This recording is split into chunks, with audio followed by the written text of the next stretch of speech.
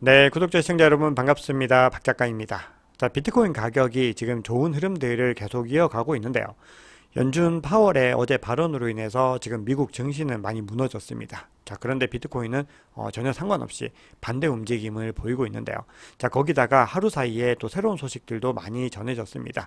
자, 근데 그렇다고 해서 이 시장의 어떤 방향성을 무조건 긍정적으로만 보는 것도 또 안 될 텐데요. 과연 시장의 방향성 어디로 향할지 한번 알아보도록 하겠습니다. 네, 여러분 오늘 금요일입니다. 오늘 하루 잘 보내시고 이번 한 주 잘 마무리하시기 바랍니다. 네, 오늘 영상이 도움이 되셨다면 구독, 좋아요, 댓글, 알림 설정 정중히 부탁드리겠습니다. 네, 먼저 거시경제 이야기 해보겠습니다. 네, 어제 뉴욕 증시는요, 지금 파월 의장의 매파적인 발언과 국채금리 급등으로 하락을 했습니다. 지금 보시면 굉장히 큰 낙폭을 그렸고요. 나스닥은 거의 1% 가까이 하락하는 모습을 보였습니다. 제가 어제 영상에서도 파월의 이번 통화 정책에 대한 이야기들은 굉장히 좀 주목을 해야 된다고 했는데 역시나 그런 좀 우려감들이 좀 현실이 되는 모습을 보였습니다. 네, 보시면 10년물 국채금리도 그리고 30년물 국채금리도 상승을 했는데 지금 상승의 폭 자체는 30년물이 더 컸습니다. 왜냐하면 어제 30년물에 국채 입찰이 있었는데 또 부진했기 때문인데 그저께 이제 10년물 입찰했을 때도 기대치에는 많이 못 미쳤습니다. 그런데 그럼에도 뭐 이 정도면 뭐 나쁘진 않네라는 수준에서 마무리를 했는데 30년물까지 굉장히 부진하면서 미 장기 국채가 굉장히 인기가 없다라는 것들이 지금 확인이 되고 있는 거죠. 그런데 이런 상황에서 지금 파월 의장의 발언까지 나오면서 지금 낙폭이 크게 확대가 되는 모습들을 보였습니다. 네, 파월 의장은 어제 컨퍼런스에서 인플레이션을 목표치로 되돌릴 만큼 충분히 제약적인 정책 기조를 달성했는가 여기에 대해서는 확신하지 못하겠다라고 해서 지금 비둘기파적인 발언을 지금까지 좀 이어오는 것 같더니 다시 이제 스탠스를 전환을 한 겁니다. 자, 그러면서 이제 결론적으로 이렇게 얘기를 합니다. 정책을 더 긴축하는 것이 적절하면 우리는 주저하지 않을 것이다. 자, 그러니까 언제든 긴축을 더 강하게 좋을 수 있다. 자, 이렇게 이야기를 한 거죠. 그래서 시장이 굉장히 좀 크게 반응을 하면서 무너졌는데요. 네, 이런 불안감들이 시장의 트레이더들에게도 지금 작용을 하고 있는데요. 지금 패드와치를 보면은 어제는 90%가 넘었는데 올해 12월에 금리를 동결할 것이다라는 전망이 이제 85%, 즉 80%대로 내려왔습니다. 그리고 내년 1월에도 원래 이제 80%가 넘었었는데 이제 70%대로 내려왔고 더 중요한 거는 0.25가 아니라 0.5로 인상을 할 수 있다라는 의견까지 등장을 했기 때문에 지금 굉장히 시장에서 좀 불안감들을 보이고 있다는 걸 확인할 수가 있죠. 자, 그런데 연준은요, 자체 금리 전망치인이 점도표에서 내년의 금리 인하를 이제 시사를 했었는데 그렇게 시작을 해서 2026년까지 2.9%까지 단계적으로 계속 금리를 인하할 것이다 이렇게 예상을 하고 있습니다. 네, 그러면 비트코인 차트 보겠습니다. 네, 어제 비트코인이 굉장히 좀 크게 질주하면서 38K까지 갔었는데 결국 중요한 저항 영역을 뚫지 못하고 다시 이제 하락을 했습니다. 그래서 촬영 시점 기준으로는 36.6K인데요. 좀 요 구간이 또 중요하죠. 38에서 이제 40K 요 구간을 이제 뚫고 가는 것들이 여러 가지 지표상으로 동일하게 굉장히 중요한 어떤 저항 영역으로 나오고 있는데요. 자, 어제 비트코인은 2.88% 상승을 했습니다. 이제 미국 증시가 무너진 상황에서 굉장히 선방을 했는데, 그런데 어제의 주인공은 이더리움이었습니다. 12.15% 상승을 하면서 간만에 엄청난 랠리를 보여줬습니다. 자, 그 이유는 뒤에서 이제 설명을 드리겠습니다. 자, 이렇게 레이어 1이 크게 상승을 하니까 솔라나가 같이 경쟁자인데 동반 상승을 했고요. 그리고 이제 폴리곤도 같이 동반 상승하는 모습들을 보였습니다. 다 이더리움과 관련이 있는 프로젝트들이죠. 거기다가 지금 이더리움 클래식도 간만에 엄청나게 많은 상승들을 하면서 뭔가 이더리움을 중심으로 한 어떤 호재 효과들이 지금 나타나는 모습들을 보이고 있습니다. 그래서 이더리움 차트 한번 보시면은 지금 이렇게 급등을 하면서 12% 이상 상승을 한 거죠. 그래서 순식간에 지금 2100까지 지금 도달했는데 이런 추세들이 계속 이어지기 위해서는 새로운 소스들이 또 계속해서 전해져야 되는 부분들이 있겠죠. 네, 그래서 어제 비트코인 도미넌스는 이 비트코인 가격의 급등과 함께 상승을 했다가 다시 크게 하락을 해서 지금 촬영 시점 기준으로는 52.38%에 머무르고 있습니다. 지금 이제 53%에서 꽤 많이 멀어진 거죠. 공포 및 탐욕 지수는 어제보다 한 계단 상승해서 70입니다. 지금 그리드인데 지금 극도 탐욕에 지금 다가가고 있는 모습입니다. 네, 그러면 CBD 차트를 보겠습니다. 네, CBD 차트가 굉장히 좀 복잡해지고 있는 모습들을 보이는데요. 지금 바이어 차트에서 가장 주목해야 되는 거는 38K의 지금 매도벽이 생겨났다는 겁니다. 그래서 원래는 굉장히 옅었는데 순식간에 진해지는 거죠. 가격이 굉장히 상승을 하니까 여기서 이제 이거를 저항 영역으로서 작용을 하고 있는 겁니다. 그래서 이게 굉장히 중요한 영역이라고 볼 수가 있고요. 지금 매수벽 같은 경우는 36K에 또 진하게 형성이 되어 있어서 여기서 이제 지지를 받고 반등하는 모습들을 보여주고 있습니다.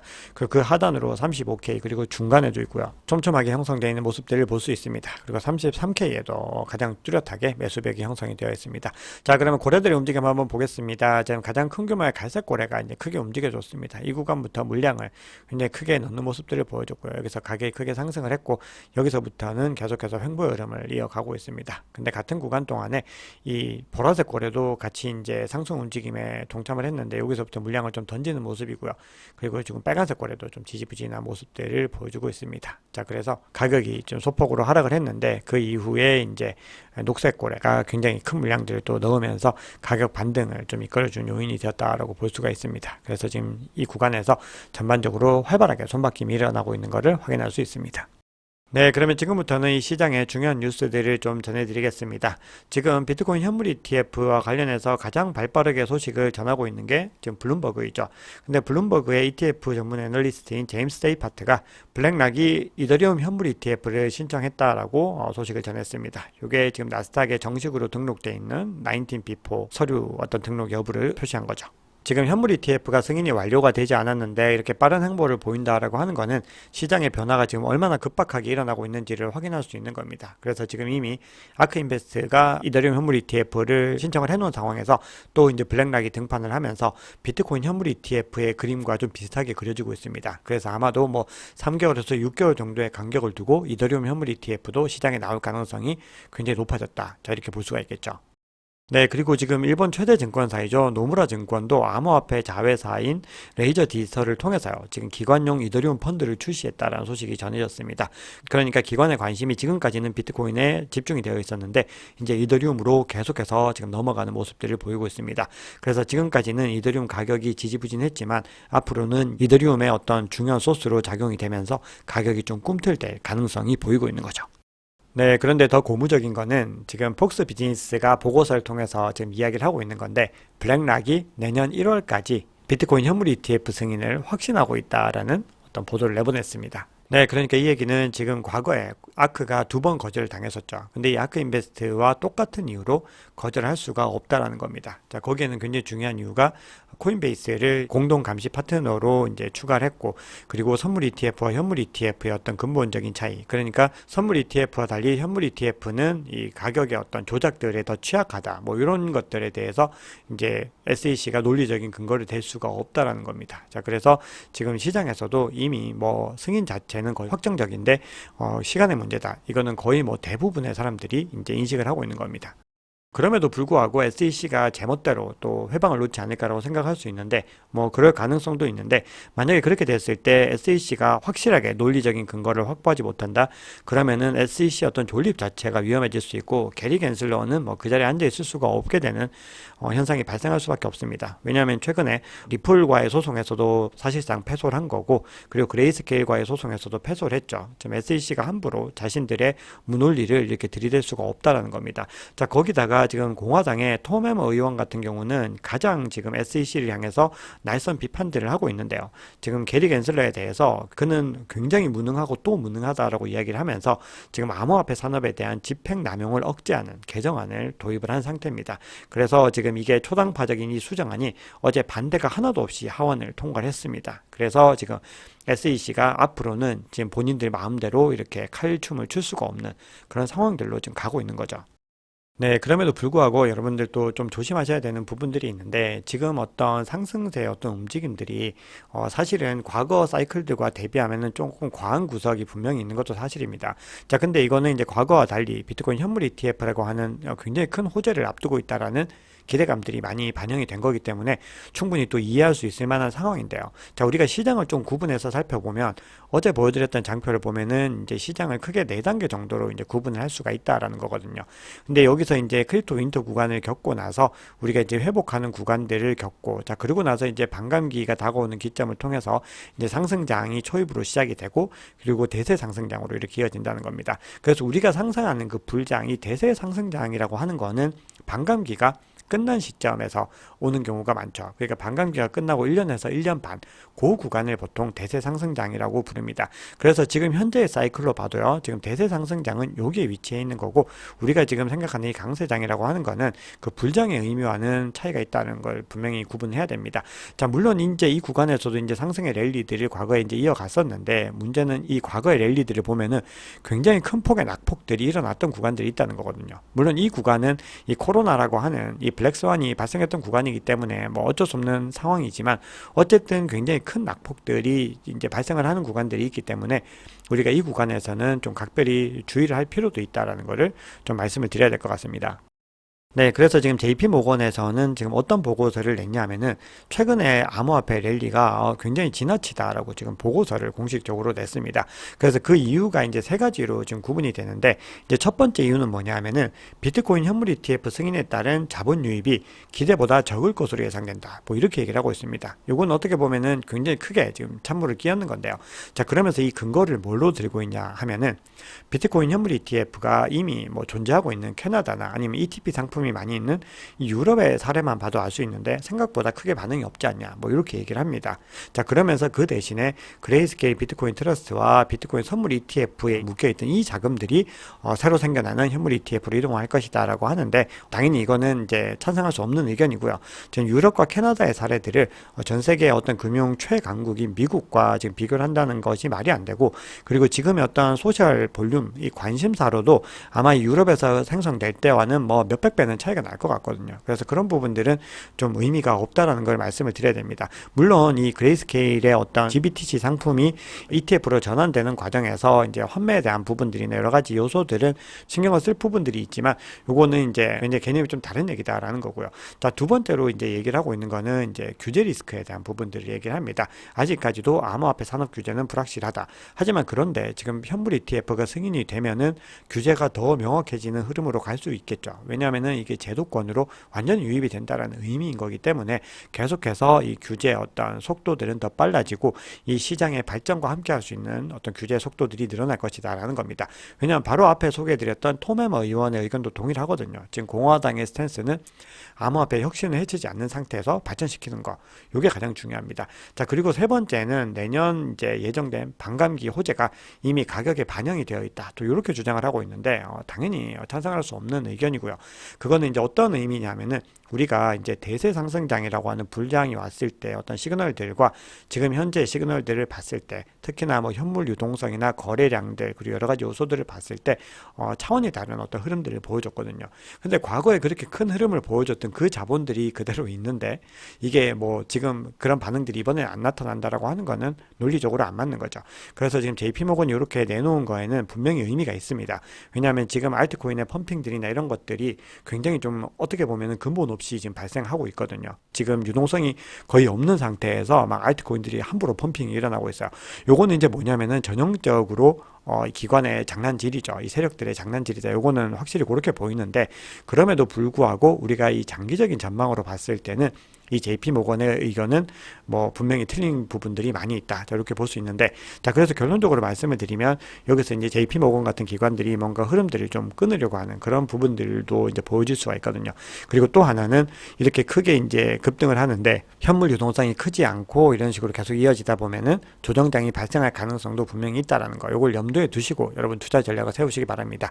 제가 이 장표에서 제가 말이 좀 길어졌는데, 그렇다고 해서 우리가 어떤 현상들이 조정이 크게 온다, 더 상승한다, 이런 부분들은요 누구도 확정적으로 얘기를 할 수 없습니다. 이걸 이렇게 된다라고 확신에 차서 얘기를 하면은 그런 분들은 좀 의심을 해보셔야 된다는 거 한번 강조를 좀 드리겠습니다. 네, 그러면 지금부터는 시장의 상황들을 좀 보고 이제 가격 추이들을 지금 현재 매물대들과 좀 비교를 해서 살펴보도록 하겠습니다. 자, 요거는 이제 글래스노드에서 가지고 온 자료인데요. 이 장표는 활동과 보관의 비율이라는 건데, 좀 쉽게 설명을 드리면 이게 지금 상승 추세가 있고 하락 추세가 있는 거죠. 근데 이게 상승 추세라고 하는 거에는 이 스펜딩이라고 하는 용어가 붙어져 있습니다. 그러니까 뭐냐면은 오래된 코인을 가진 투자자들이 지출을 하고 있다라는 의미인 거죠. 그러니까 이제 장기 홀더들이 이제는 코인을 던지기 시작을 했다는 겁니다. 그래서 굉장히 공격적인 분배들이 일어나기 때문에 이 상승 추세가 일어날 때는 가격이 급등을 하죠. 그럴 수밖에 없는 게 이 장기 홀더들이 드디어 물량을 내놓기 시작을 한 거니까요. 자, 이렇게 되면 가격도 상승을 했다. 그런데 지금의 현재 상태가 어떻게 되나요? 지금 보시면은 뭐 계속해서 하락 추세입니다. 이 얘기는 뭐냐면은 장기 보유자들이 팔 생각이 지금 전혀 없다는 거거든요.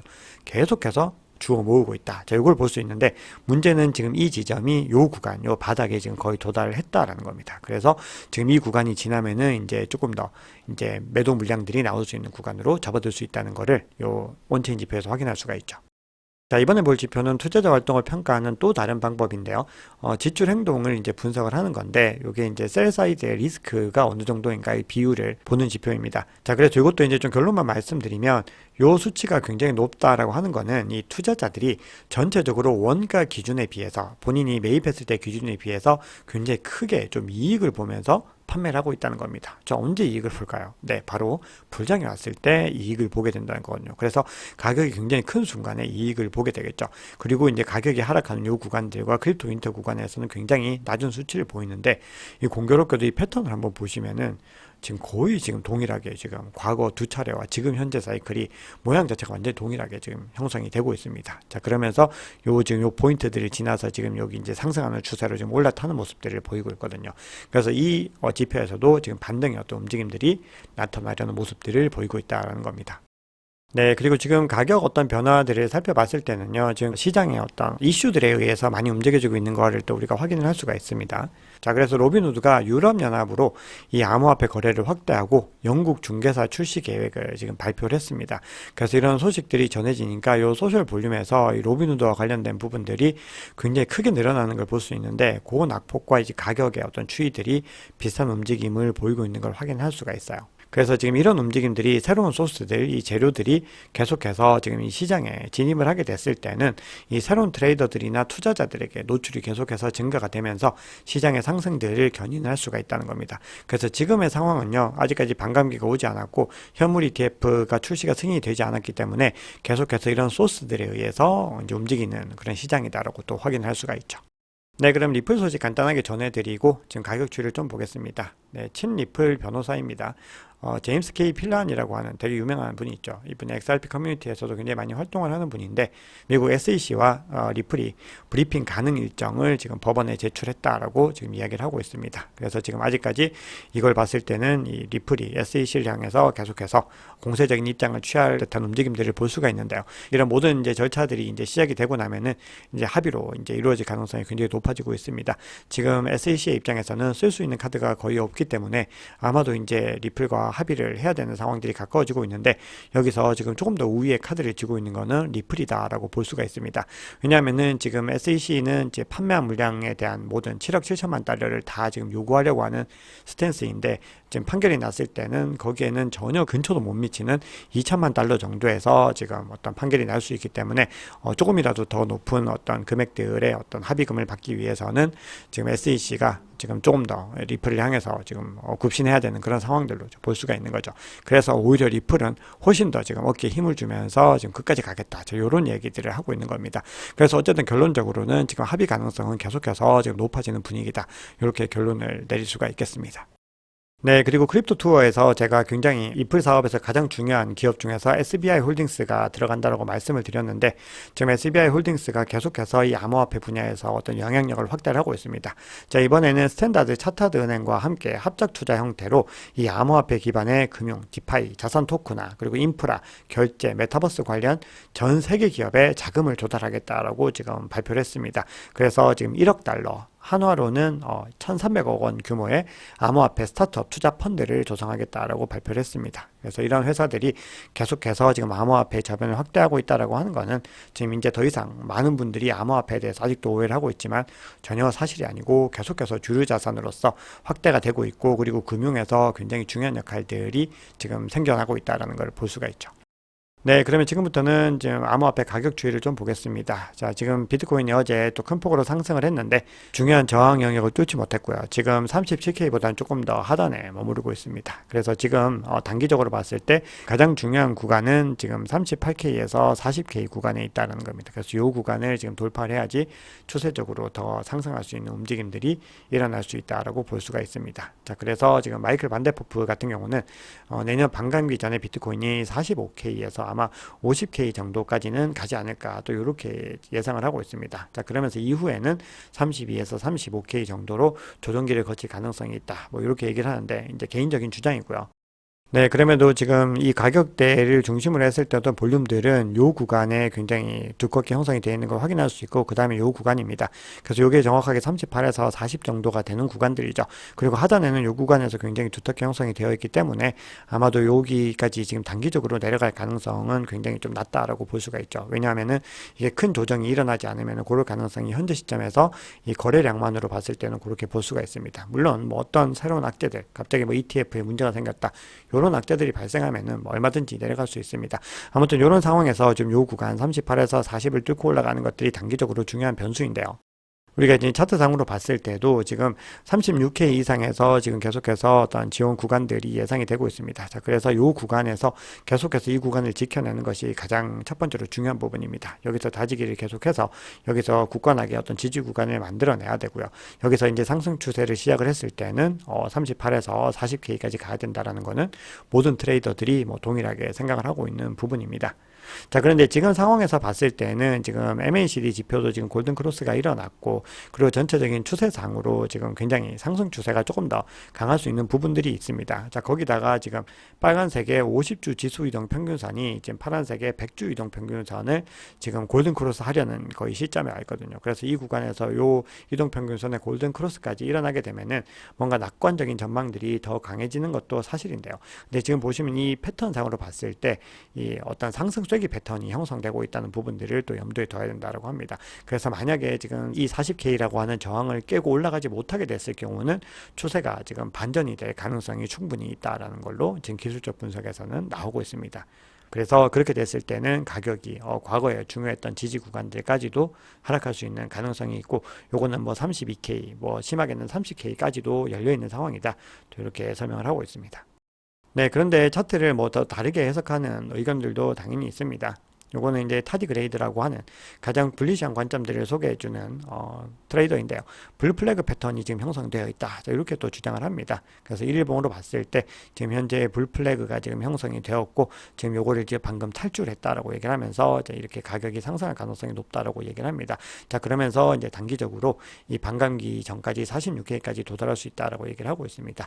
자, 이 차트라고 하는 거는 뭐 차트의 어떤 패턴들은 어떻게 이걸 바라보느냐에 따라서 해석이 다르기 때문에요. 는 여러분들께서 보시면서 더 합리적이다라고 생각하는 부분들을 고려를 하셔야 되고, 여러 가지 시장에서 일어날 수 있는 상황들을 고려를 해서 이 전략들을 세우셔야 됩니다. 그리고 만약에 뭐 이것들을 너무 판단하기가 어렵다라고 하면 지금 구간은 반감기 이후 어떤 대세 상승장까지로 봤을 때는 굉장히 저평가 구간이기 때문에 이 달러 코스트 에버리징을 통해서 꾸준하게 모아나가는 것도 저는 좋은 전략이다라고 생각을 하고 있습니다. 네, 오늘 준비한 얘기는 여기까지입니다. 여러분 오늘 영상이 도움이 되셨다면 구독, 좋아요, 댓글, 알림 설정 정중히 부탁드리겠습니다. 지금까지 박 작가였습니다.